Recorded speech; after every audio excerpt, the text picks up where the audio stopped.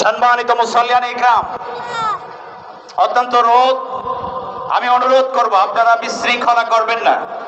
ওয়াইদা কুরিআল কুরআন ফাসতামিউ লাহু ওয়া আনসিতু, যেখানে কোরআনের আলোচনা হয় সেখানে চুপ থাকো, এটা ফরজ। আমি অনুরোধ করছি আপনারা কথা না বলে, আমাদের সময় অল্প 10-12 মিনিটের মধ্যেই আমরা আপনাদেরকে কিছু মেসেজ দিতে চাই, যেটা আমাদের দেশ এবং জাতির জন্য কল্যাণ বয়ে নিয়ে আসতে পারে। সময়ের দিকে লক্ষ্য করে এবং যুগের সঙ্গে তাল মিলিয়ে অবস্থার আলোকে কথা বলা, এটা কোরআন আমাদেরকে শিক্ষা দেয়। কিভাবে? জাস্ট ফর এক্সাম্পল, কোরআন যখন 1450 বছর আগে নাজিল হয়, তদানীন্তন আরবে আল্লাহ পাক যখন কোরআন নাজিল করেন, আপনারা দেখবেন কোরআনের আয়াতগুলি সুন্দর করে মিলানো। আর রহমান আল্লামাল কুরআন খালাকাল ইনসান আল্লামাহুল বায়ান ওয়াদ-দুহা ওয়াল-লাইলি ইযা সাজা। আল্লাহ মিলিয়ে মিলিয়ে আয়াত নাজিল করেছেন। কেন? অনেকগুলি কারণ আছে, কিন্তু আমি অবাক হয়েছি, একজন খ্রিস্টান ডক্টর আর নিকেলসন গবেষণা করে এই বিষয়ে বই লিখেছেন, literary history of the Arabs. তিনি বলেছেন, in those days poetry was no luxury for the cultured few but the sole medium of a literary expression. আজ থেকে 1450 বছর আগে তদানীন্তন আরবে প্রবলেম, এটাকে সলভ আমরা কিভাবে করতে পারি অল্প সময়ে, কোরআন থেকে সরাসরি আমরা শিক্ষা নিতে চাই। আপনারা খুব মনোযোগ দিয়ে শুনবেন তো ইনশাআল্লাহ, খুব মনোযোগ। নাম্বার 1, যে রমজান মাস আমাদের কাছ থেকে বিদায় নিয়েছে, র মিম যাদ, রম ধাতু থেকে রমজান শব্দের উৎপত্তি। এর অর্থ হলো জ্বালানো অথবা পুরানো। আগুন যেমন লাকড়িকে জ্বালিয়ে ভস্ম করে দেয়, কেউ যদি রমজান পাওয়ার পরে সেটাকে সঠিকভাবে আদায় করতে পারে, তার জীবনের গুণাগুলিকে জ্বালিয়ে ভস্ম করে দেওয়া হয়। নাম্বার 2, ফিল জান্নাতি ثمانية أبواب منها باب يسمى ريان لا يدخلها إلا الصائم। খুব মনোযোগ, ড্রোনের দিকে দেখার দরকার নেই, আমার দিকে দেখেন। জান্নাতে প্রবেশের জন্য দরজা হবে মোট 8টা। একটু বলেন তো কয়টা? অনেকের মনে হয় এখনো ক্ষুধা আছে, মানে রমজানের অবস্থাটা আছে, একটু আওয়াজ দেন। জান্নাতের দরজা কয়টা? স্পেশাল একটা দরজা থাকবে, তার উপরে লেখা থাকবে রাইয়ান। ওই দরজা দিয়ে শুধুমাত্র রোজাদার ছাড়া কেউ যেতে পারবে না। আপনারা অর্থটা বুঝেন না, এই জন্য সুবহানাল্লাহ বলেন নাই। আগে বলি তারপরে বলি। পার্লামেন্টে, আমাদের জাতীয় সংসদ যেটা, পার্লামেন্ট মেম্বার যারা হয় তারা সবাই সম্মানিত হয়। পার্লামেন্টে প্রবেশ করবার জন্য অনেকগুলি দরজা আছে, কিন্তু সেখানে স্পেশাল একটা দরজা আছে, ওর উপরে লেখা আছে only for speaker, prime minister and president. এই দরজা দিয়ে শুধুমাত্র স্পিকার, প্রধানমন্ত্রী এবং প্রেসিডেন্ট ছাড়া কেউ যেতে পারবে না। পার্লামেন্ট মেম্বার সবাই সম্মানিত, কিন্তু স্পেশাল ভাবে 3 জনকে সম্মানিত করা হয়েছে। কিয়ামতের দিন জান্নাতে যারা যাবে সবাই সম্মানিত হবে, কিন্তু সিয়াম পালন করবার জন্য যারা জান্নাতে যাবে তাদের জন্য আলাদা দরজা তৈরি করে আলাদা সম্মানিত করা হবে। সুবহানাল্লাহ পড়ে। এটা কেন? এটার ব্যাখ্যা দিলে সময় লাগবে, এটা আমি 2 মিনিটে বলে দিই, খুব মনোযোগ। পৃথিবীতে যত ইবাদত আছে, নামাজ বলেন, হজ বলেন, যাকাত বলেন, প্রত্যেকটা ইবাদতের 2টা দিক থাকে, একটা বাহ্যিক, একটা আভ্যন্তরীণ, একটা বাইরের, একটা ভিতরের। যেমন নামাজ, অনেক মানুষ আল্লাহর জন্য নামাজ পড়ে, অনেকে মানুষকে দেখানোর জন্য পড়ে, এরকম পাবলিক আছে না নাই? এমন জায়গায় গেছে নামাজ না পড়লে উপায় নেই, উযু আছে কিনা আল্লাহু আকবার, কারণ উপায় তো নাই। তাহলে নামাজটা দুভাবে পড়া যায়, হজ দুভাবে করা যায়, আল্লাহর জন্য করা যায়, মানুষকে দেখানোর জন্য করা যায়। পৃথিবীতে একমাত্র ইবাদত সিয়াম। কোন পাগলেও মানুষকে দেখাবার জন্য 14 ঘন্টা না খেয়ে থাকবে না। বেশি পিপাসা লাগলে ঘরে যাবেন, একটু খেয়ে আবার বেরিয়ে যাবেন, কেউ দেখবে না। কিন্তু আপনারা কি খান? কথা বলেন, আপনারা খান? আপনারা খান না, কারণ আপনারা জানেন কেউ যেটা দেখে না ওটা দেখে কে? আল্লাহ। এর নাম হলো তাকওয়া। সুবহানাল্লাহ কবেন না? কেউ দেখে না, আল্লাহ দেখে। এই যে তাকওয়া ভিতরে অর্জিত হয়েছে, এই তাকওয়ার শিক্ষা আপনার চাকরি বাকরি, অফিস আদালত, সেক্রেটারিয়েট, ব্যবসা বাণিজ্য সব জায়গায় যদি ছড়িয়ে দিতে পারতেন, এই বাংলাদেশ দুর্নীতিমুক্ত হবে। একদিনও সময় লাগবে না ইনশাআল্লাহ। সুতরাং দুর্নীতি দমন কমিশন দিয়ে শুধুমাত্র দুর্নীতি বন্ধ করা সম্ভব নয়, যতদিন পর্যন্ত তাকওয়া ভিত্তিক সমাজ ব্যবস্থা করে তোলা যাবে না। নাম্বার 2, ইকোনমিক্যাল ক্রাইসিস, অর্থনৈতিক মন্দা কিভাবে দূর করবেন? নাম্বার 1 আমরা পেলাম, দুর্নীতি বন্ধ করতে হলে তাকওয়া ভিত্তিক সমাজ ব্যবস্থা গড়ে তুলতে হবে, এটা রমজান শিক্ষা দিয়েছে। আর আমাদের অর্থনৈতিক মন্দা যদি দূর করতে চাই, এটাও তাকওয়া। আল্লাহ পাক বলেছেন কিভাবে, ওয়ালাউ আন্না আহলাল কুরা আমানু ওয়াত্তাকু লাফাতাহনা আলাইহিম বারাকাতিম মিনাস সামাই ওয়াল আরদ। যে ব্যক্তি ঈমান আনবে, জনপদের লোকেরা যদি ঈমান আনতে পারে আর তাকওয়া অর্জন করতে পারে, আমি আল্লাহ কথা দিচ্ছি বরকতের যত দরজা আমি আল্লাহ সব খুলে দেব। সুবহানাল্লাহ কমেন না? বরকতের ব্যাখ্যা তো সময় লাগবে, আমি সংক্ষেপ করছি। যেহেতু রমজান চলে যাচ্ছে, চলে গেছে অলরেডি, কিন্তু রমজানুল মুবারক আল্লাহ একটা কিতাব নাজিল করেছেন। যারা জানেন তারা একটু বলেন তো এই কিতাবটার নাম কি? তাহলে আমি বুঝলাম 50% মানুষ জানে আর বাকিরা মনে হয় জানে না। ওই কিতাবটার নাম কি? আল কোরআন। কোরআন কি আছে নাকি রমজানের সাথে চলে গেছে? আছে। কোরআনটা কি? দুই একটা মেসেজ আপনাদেরকে দেই। আল্লাহ পাক উত্তর দিচ্ছেন কোরআন কি। ওয়া নাযালনা আলাইকাল কিতাবা তিবয়ানাল লিকুল্লি শাই। Chemistry, physics, biology, geology, astronomy, human embryology, পৃথিবীতে জ্ঞান বিজ্ঞানের এমন কোন শাখা নাই আল্লাহ যেটা কোরআনে বলেন নাই। বিজ্ঞান যেটা এখন আবিষ্কার করেছে, কোরআন সেটা 1500 বছর আগে বলেছে। সুবহানাল্লাহ কবেন না? বিজ্ঞান আমাদেরকে বলে এই পৃথিবী ছিল না, এটা একটা বিন্দু আকারে আসমানের সাথে লাগোয়া ছিল। একটা বিস্ফোরণের মাধ্যমে এই পৃথিবী সৃষ্টি হয়েছে। বিজ্ঞান এটার নাম দিয়েছে বিগ ব্যাং থিওরি। যে থিওরি বিজ্ঞান গত শতাব্দীতে আবিষ্কার করেছে, এই বিগ ব্যাং থিওরির কথা আল্লাহ 1500 বছর আগে বলেছে। আস্তে কোন সুবহানাল্লাহ।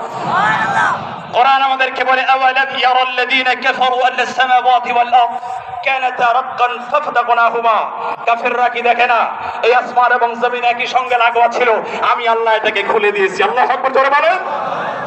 সম্মানিত ভাইরা, আমি বলতে চাই কুরআনুল কারীম আমরা মানি না বলে এই পৃথিবীতে মুসলমানদের আজকে এই অধপতন। আমি একটু বলতে চাই, বর্তমান পৃথিবীতে ইসরায়েল ফিলিস্তিনের উপরে যে হামলা করছে, হামলা যখন হয় ঈদগাহের মাঠে দেওয়া হয়, ইজতেমায় দেওয়া হয়, মসজিদে দেওয়া হয়, মাহফিলে দেওয়া হয়, এত দোয়া, এরপরও মায়ের বন্ধ হয় না। হয় নাকি? কথা বল না কেন? মায়ের বন্ধ হয়? তাহলে কি আমাদের দোয়া কবুল হয় না? 3টা কারণে আমাদের মায়ের খাওয়া লাগে। বলবো? আপনারা কি রাগ করবেন? রাগ করলে আমি বলবো, কারণ আমি ইমাম হিসাবে এখান থেকে যদি হক কথা বলতে না পারি, আমার এখানে দাঁড়ানোর কোনো দরকার নাই। কথা কর না কেন? ঠিক না? সম্মানিত ভাইরা, আজকে ইসরায়েল যে হামলা করছে ফিলিস্তিনের উপরে, আমরা এত দোয়া করি কেন কবুল হয় না? 1 নাম্বার কোরআন থেকে বলছি। আল্লাহ আমাদেরকে ওয়াদা দিয়েছেন, ওয়ালা তাহিনু ওয়ালা তাহজানু ওয়া আনতুমুল আ'লাউন ইন কুনতুম মুমিনিন।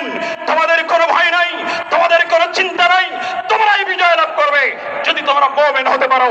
আমরা প্রকৃত মুমিন হতে পারি নাই। যদি মুমিন হতে পারতাম, বদরের প্রান্তরের মতো সাহায্য আসতো। নাম্বার 2, পৃথিবীতে মুসলমানরা মাইর খাচ্ছে। যখন পৃথিবীতে প্রথম বিশ্বযুদ্ধ হয়, এরপরে যাতে যুদ্ধ বিগ্রহ না হয় জন্য লিগ অফ নেশনস গঠন করা হয়েছে, কিন্তু কাজ হয়নি, দ্বিতীয় বিশ্বযুদ্ধ হয়ে গেছে। এরপরে যাতে যুদ্ধ বিগ্রহ না হয় ইউনাইটেড নেশনস অর্গানাইজেশন, জাতিসংঘ গঠন হয়েছে। আমি জানি না এই কথা বললে আমার কি হবে, কিন্তু এরপর আমি বলতে বাধ্য হচ্ছি, পৃথিবীতে মুসলমানদের কোনো কাজে জাতিসংঘ কখনো আসে নাই, কিয়ামতের আগেও আসবে না। এত আশা করে বসে থাকার কোনো দরকার নাই। আমেরিকার নিউ ইয়র্ক সিটিতে বসে জাতিসংঘ একটা সনদ তৈরি করেছে, আন্তর্জাতিক মানবাধিকার সনদ। আমি সেখানে বসে ফার্স্ট আর্টিকেল তাদের পড়েছি। আন্তর্জাতিক মানবাধিকার সনদের ফার্স্ট আর্টিকেল তারা লিখেছে, all human beings are born free and equal in dignity and rights. They're endowed with reason and conscience and should exhort one another in a spirit of brotherhood. তারা বলেছে পৃথিবীর মানুষগুলি জন্মগ্রহণ করে free and equal in dignity and rights, স্বাধীনতা, সার্বভৌমত্ব এবং সমান অধিকারের ভিত্তিতে। কিন্তু আজ পর্যন্ত আমরা দেখতে পাচ্ছি ফিলিস্তিন পরাধীনতা শৃঙ্খলে আবদ্ধ। জোরে কোন ঠিক কিনা? তারা সনদ তৈরি করেছে, বাস্তবে প্রমাণ করতে পারে নাই। যতদিন পর্যন্ত পৃথিবীর মুসলমানেরা ঐক্যবদ্ধ হয়ে একই প্ল্যাটফর্মে আসতে পারবে না, ততদিন পর্যন্ত আমাদের লাঞ্ছিত হতেই হবে। জোরে বলেন ঠিক কিনা? আজকের এই গৌরে শহীদ ময়দান থেকে আমি আহ্বান জানাতে চাই সমস্ত মুসলমানদেরকে, আসুন একই প্ল্যাটফর্মে ঐক্যবদ্ধ হন।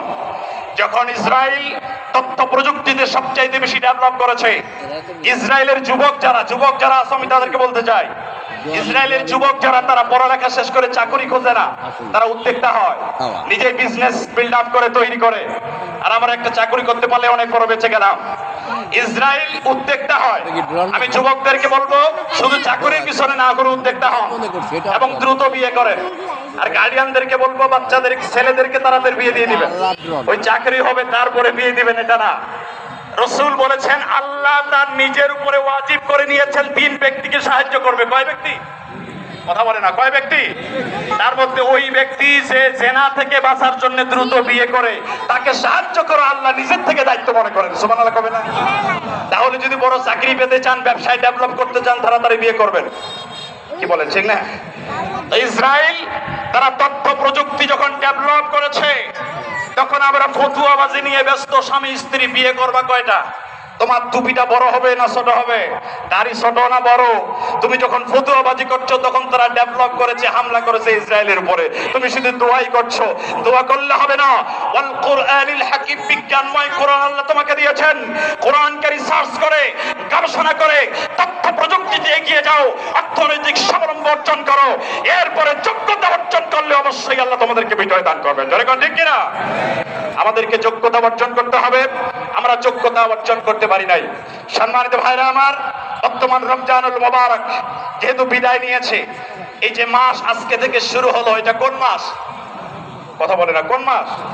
শাওয়াল মাস। এই যে 12 মাসে 1 বছর, এটা কে নির্ধারণ করেছেন? জোরে বলেন তো। আল্লাহ। কে বলেছেন? নাকি আমরা নির্ধারণ করছি? ইন্না ইদ্দাতাশ শুহুরি ইনদাল্লাহি 12 শাহরান ফি কিতাবিল্লাহি ইয়াওমা খালাকাস সামাওয়াতি ওয়াল আরদ। আল্লাহ পাক বলেন, যেদিন আসমান জমিন বানিয়েছিলাম, সেদিন আমি 12 মাসে 1 বছর নির্ধারণ করেছি। আপনি বলেন হুজুর, আসমান জমিন আবার কত বছর আগে আল্লাহ বানাইছে? এর নির্দিষ্ট প্রমাণ বিজ্ঞান আজ পর্যন্ত দিতে পারে না। আমি কয়েকটা গবেষণা দেখেছি। 13.2 মিলিয়ন ইয়ার্স অ্যাগো, 13 বিলিয়ন বছর আগে এই মহাবিস্ফোরণটি হয়েছিল, বিজ্ঞান বলে। তো 13 বিলিয়ন বছর আগে আল্লাহ নির্ধারণ করেছেন 12 মাসে 1 বছর হবে। এটা কোরআন বলছে। সুবহানাল্লাহ বলতে ইচ্ছা করে না? শাওয়াল মাসের আমলটা কি?